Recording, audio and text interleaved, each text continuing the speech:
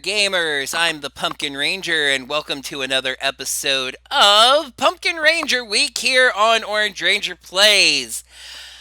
Things have gotten a little weird, which you might expect on Halloween week. I recently had to play Chip and Dale, and now I'm throwing another weird game for Halloween at you.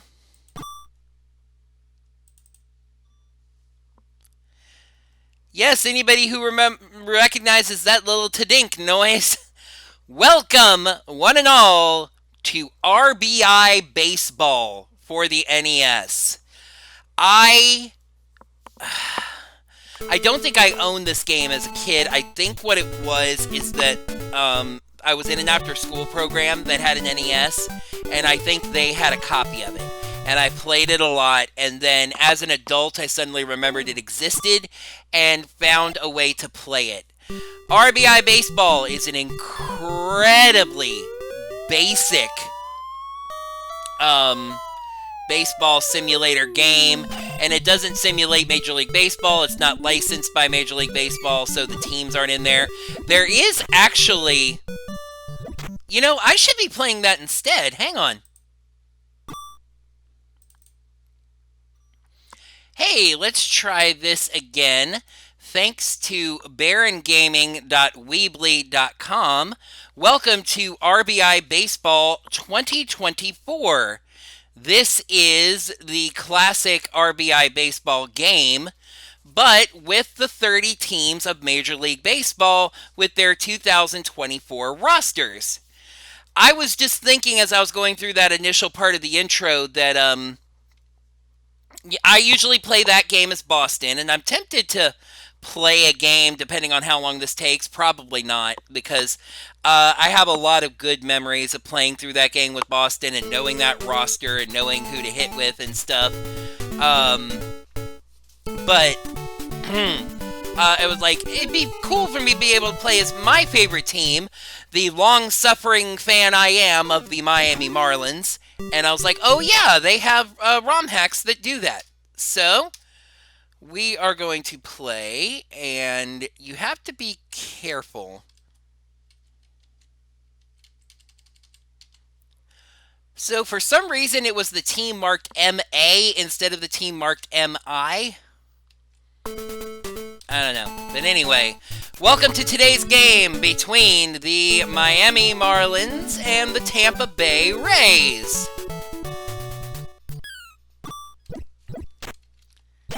And you know, you just kind of swing with one button and run with the other. That's going to get down, that's going to get down! That's a base hit into there, and he's going to run for two, and he's not going to get it. He's going to be out. Over-aggressive on the base pass. That's too bad.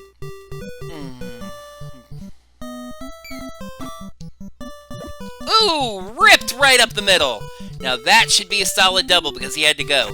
The key to be safe is if you get to the second spot on the baseline before they get to the ball, you're going to be safe. Chisholm, this isn't completely updated because Jazz Chisholm is actually right now trying to win a world championship with the New York Yankees. Over here, he is hitting the ball up the middle. He's fast, so he beats out a triple. Jake Berger, who was also traded recently. They're going to throw to first, get the out, and that's 3. I don't know what that glitching and base path stuff is by first base, but now Luzardo pitching. He's a lefty. I have a story I can tell as I'm pitching here. That really helped me with this video game. My stepdad was watching me play it. And I was like, I don't really know where to put the ball. Ah, that one just saw its way right through. A seeing eye single. I don't know where to put the ball that they don't hit it. They're getting so many hits. 6 or 4. Ah, almost a double play. And he said that when he was growing up, he was playing baseball, and there was this pitcher that had this uncanny ability to bring the ball across the plate to where it looked like it was going to be... That was a double play, but I already had 2 outs. It looked like it was going to be a ball. Too far inside. Got under that a little... Nope, that's going to power itself out. Oh, nope. Double off the wall. It looked like it was going to be a ball, but it would stay right over that corner of the plate for a strike. I'm like, maybe that'll work. Oh, come back, come back, come back! Huh. For anybody who doesn't know baseball, if there's a fly ball and it's caught, the runner on base has to go back and touch the last base they were on. Or they will be out. So, playing as Roger Clemens, this is my pitcher, right? Yeah, Luzardo. Have him bunt. That's a foul bunt.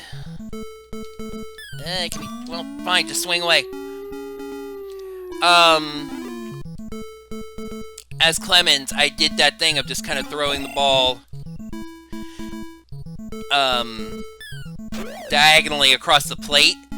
And I may load in the regular version of RBI Baseball to show y'all. When he's not tired, 7, 8 innings, he's unhittable. Doing that, slanting the ball across the plate. I mean, teams can get hits every once in a while, but kind of like that.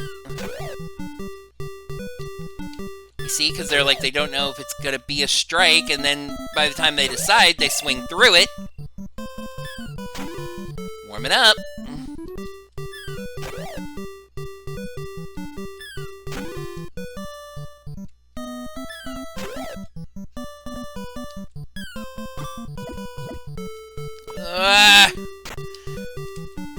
Now, so about the fielding. You can only control some of the fielders, and the game kind of decides that when the ball's hit. Pitcher, strike 3. So the guy that was closest to the ball there, I wasn't in control of. And I wasn't able to get to the ball there, but it worked out for me. I will say now, this game does have a mercy rule. If a team is winning by 10 runs, the game will end after the after the other team has a chance to bat. And I know of this, again, because I got really good with that Boston team and just can lay it on.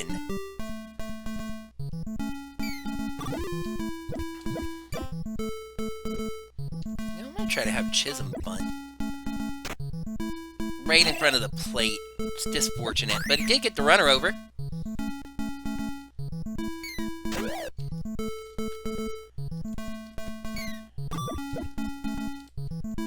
Ripped up the middle, base hit. He's gonna score one.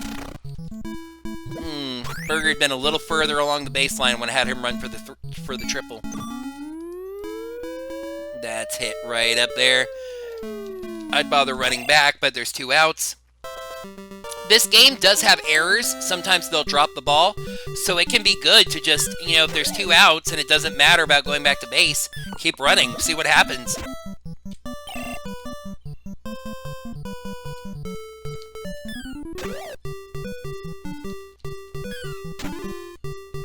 Luzardo's pitches are slowing down a bit. Uh-oh.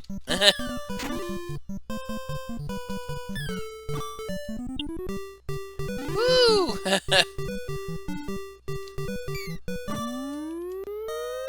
And that's a home run. Game made me basically throw him a strike. And there it goes. That's actually realistic to baseball, is that, you're in, like, if you're 3-0 situation, the batter's going to take in case he gets walked, and it's going to be a strike right down the middle. And then 3-1, it still has to be something in the strike zone, so it's a really good chance to get a hit. I know that you all are gamers, and I'm talking sports. And there's a lot of this, you're like, what? But, yeah. Sports!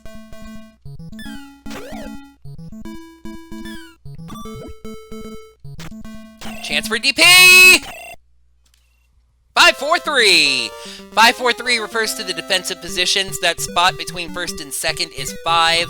Second is 4. First base is 3.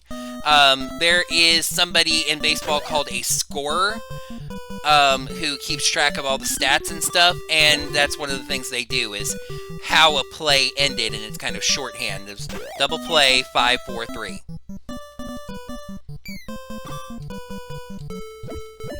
Ooh, just got past him there. That's gonna go for a double. Luzardo up. Absolutely bunting. Oh, that's a dangerous bunt. This is a thing in this game. Those two players are under the same control, so they can't snap back. And it, you know, they couldn't get to the ball. So the pitcher bunted and got a triple. Deep fly ball! Gone! Pitcher ran out of triple and then it didn't even matter. 6-1 Marlins.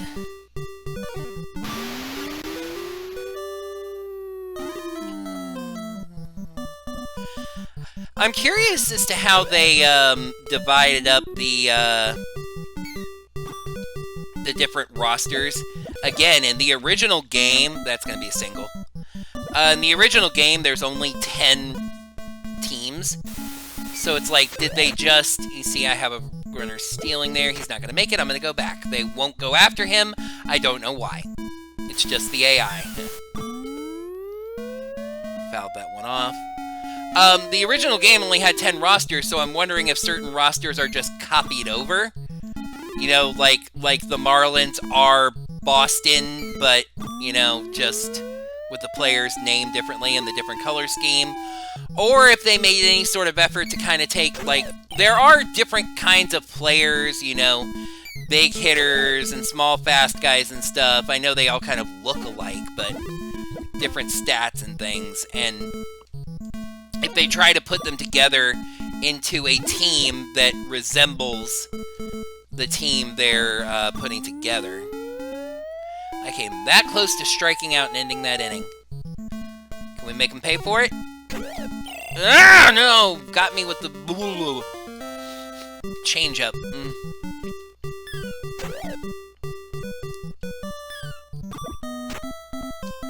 Grounder right up to the pitcher.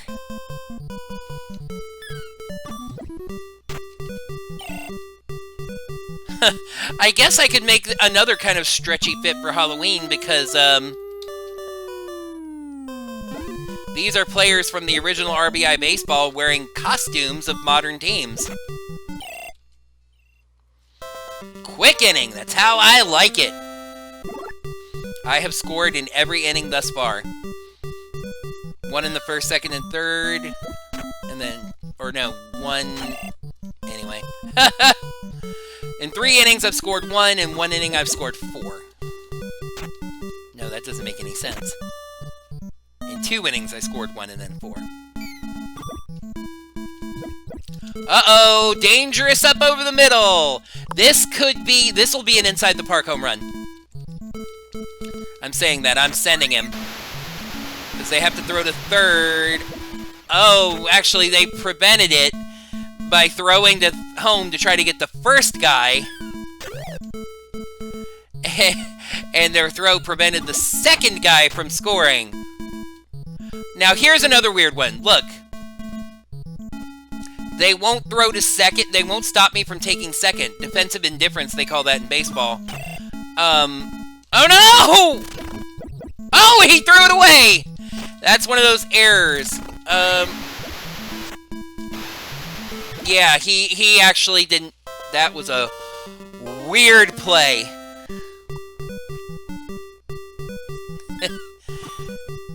The second runner hadn't, long throw, yeah.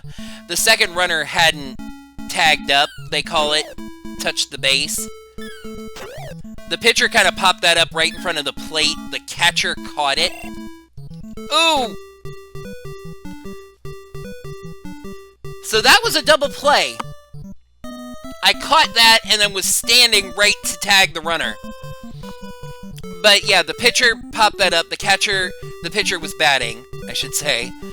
So he popped it up. The catcher caught it, threw to third, where that runner had dove back to third. The ball got away, so the runner from third was able to score, but the runner from second was running forward and never went back and touched second.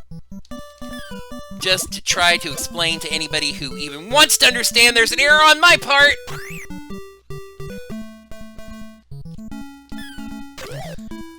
Off his face, and now the Rays have a runner on.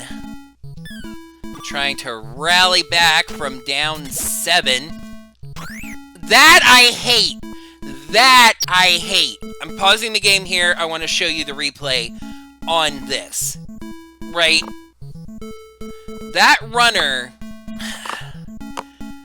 I mean, I'm not sure about the technicalities, but I think it's like you assume that the runner... so the runner that's going from home to first can't go back. So that, there's what they call a force, which is where if the runner running down the baseline can't go back because there's another runner behind them, the defensive team can throw the ball to the next base, and they're kind of forced out, right?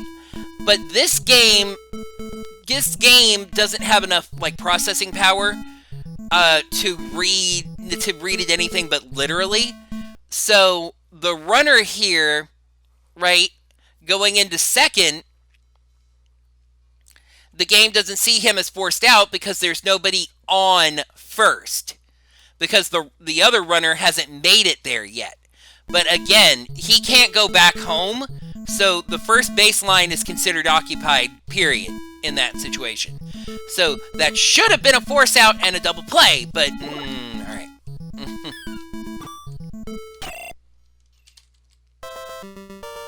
That catch could have been a triple play if I had needed more than one out. 1-1-1-3-2.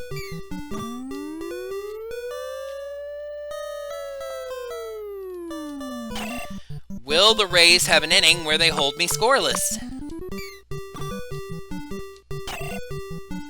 Dang, I was hoping that was a little higher.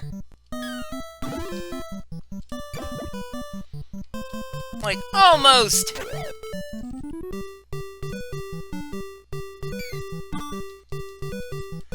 Nice. That's nice, solid, right off the end of the bat hit. Just a single, but...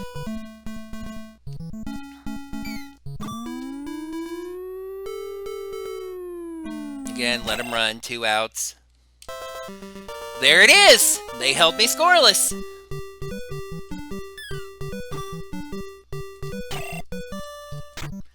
Now, will they be able to score more than 1 run?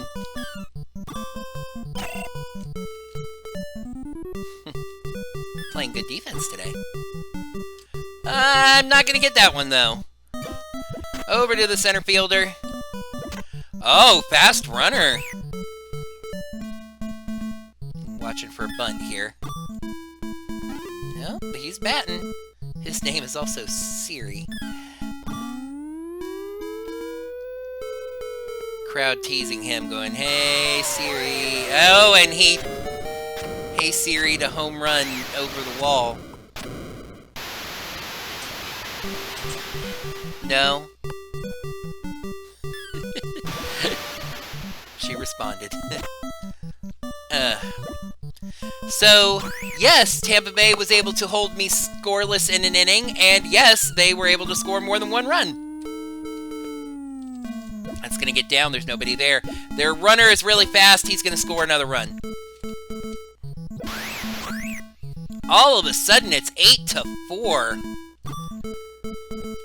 That's going to... No, wait. Got it! Ooh, what a catch. Whew, I made it over there.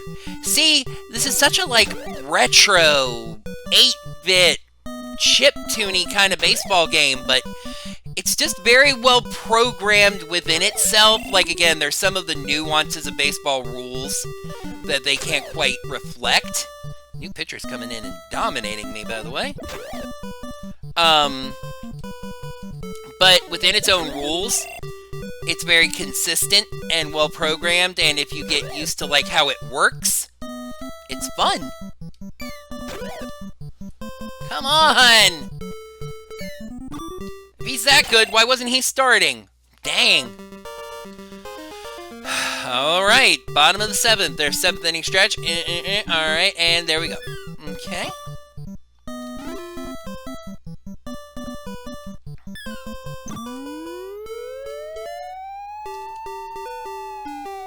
High pop fly! No! Just misjudged the shadow.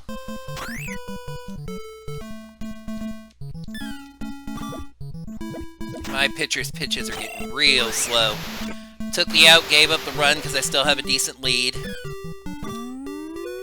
See about pinching him out in the next inning. Uh-oh, uh-oh, uh-oh, uh-oh, uh-oh, uh-oh! Ooh. Whoo!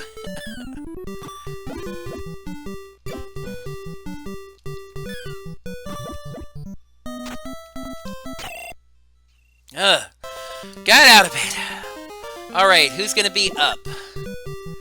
Oh, okay. My next batter is gonna be my pitcher. And I'll be able to put in a pinch hitter, a substitute player that will bat for the pitcher. Let's go with Rujan. Not the greatest call, he popped out. But then when it's time to pitch, I can substitute that player for a pitcher. Had to dive back there. Making contact with this pitcher all of a sudden. He touched the ball right where the runner was. Ugh, 3 straight goose eggs for me. And you see, now I have to pick a new pitcher.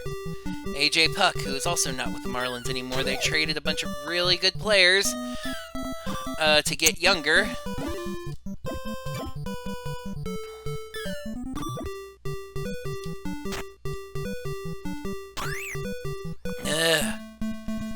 Slow little roller. Runner had enough time to get up the line. Nice strikeout. Now, they're pinch hitting for their 8-spot hitter. For some reason. Probably trying some kind of lefty-righty matchup thing. And now they're pinch hitting for their pitcher. The tying run is on deck in this situation, as they say, because the runner on base would be the 6th run. The runner at the plate would be the 7th run, and then so...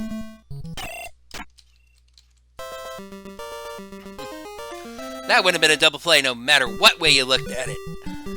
So they got to bring in their last pitcher to try to limit me here. Keep it a 3-run game. Is this my pitcher? Or no, that's Chisholm. Okay. Ah! Right past there. Now let's get a home run burger. I would like the grand slam, but there's not enough runners on base for that. I'll take the home run solo burger. Nope, I will take 3 outs and like it. Held scoreless in the last 4 innings. Can Puck hold it down and deliver a win for the Miami Marlins? Liner up the third base line. Throw to first in time. Out number 1. Strike 1. Strike 2. Strike 3. Out number 2. Last chance for the Rays.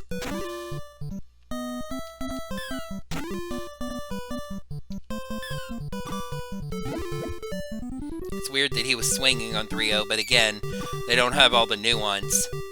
Whoo! That hit a mile just on the wrong side of the foul pole. That was hit less than a mile, but on the right side of the foul pole. It's a solo home run for the Rays. That'll make the score 8-6. cheese gets slightly more binding.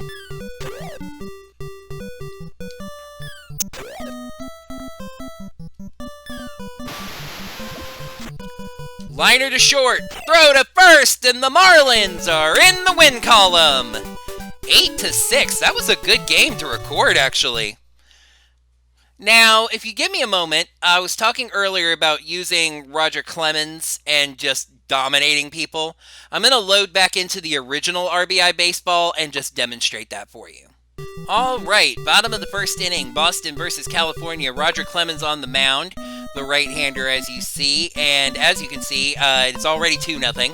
I got a couple of runs in there. You always bat first in this game, so did that. But now I'm just throwing. I'm basically throwing and holding right. Shoot, I moved in a little there. On the very edge. Oh, especially against righties.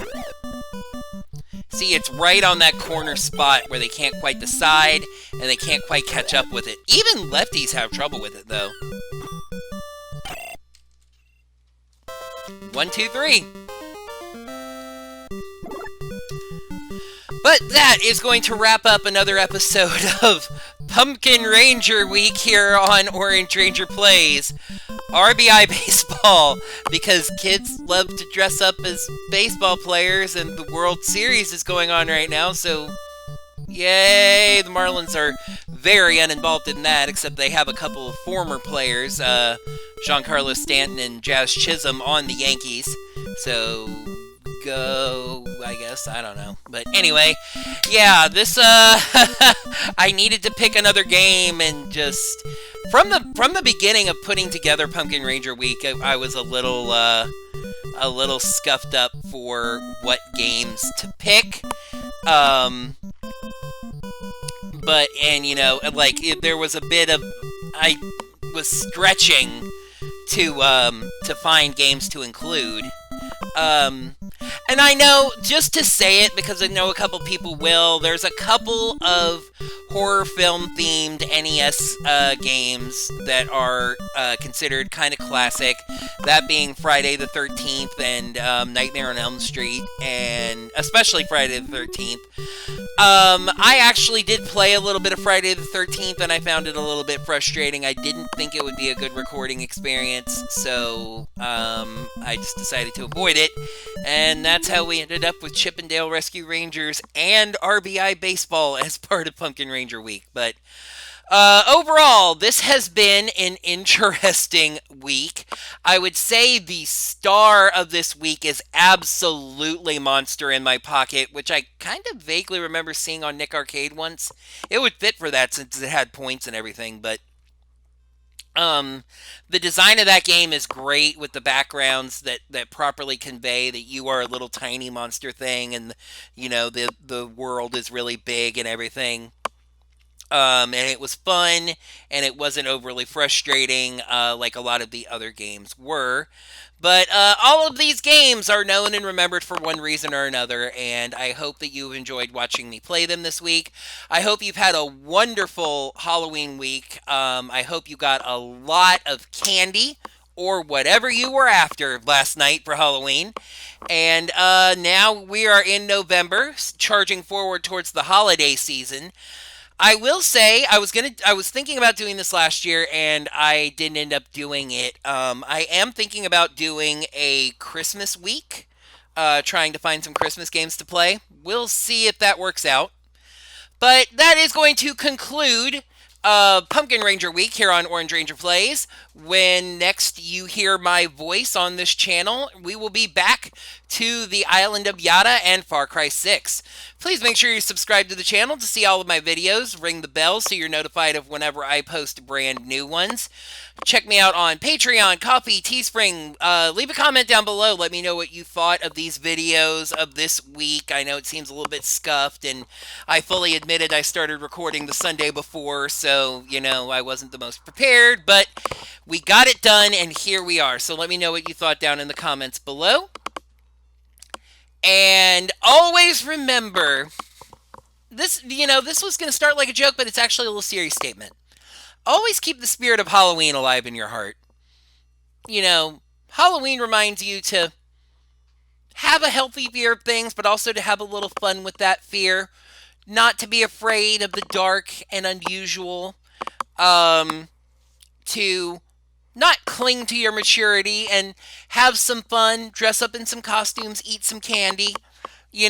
It's the kickoff of the holiday season, but it's very different from other holidays. Thanksgiving reminds you to be thankful, and Christmas is about gifts and family and everything, and in the new year about starting over. But Halloween is let's dress up in some costumes and have some fun as the year starts to come to an end. And also, I will say today, November 1st, is actually a very solemn Hispanic holiday, Dia de los Muertos, the Day of the Dead. So be very respectful of that as well. Until next time, gamers, may the power of scary protect you.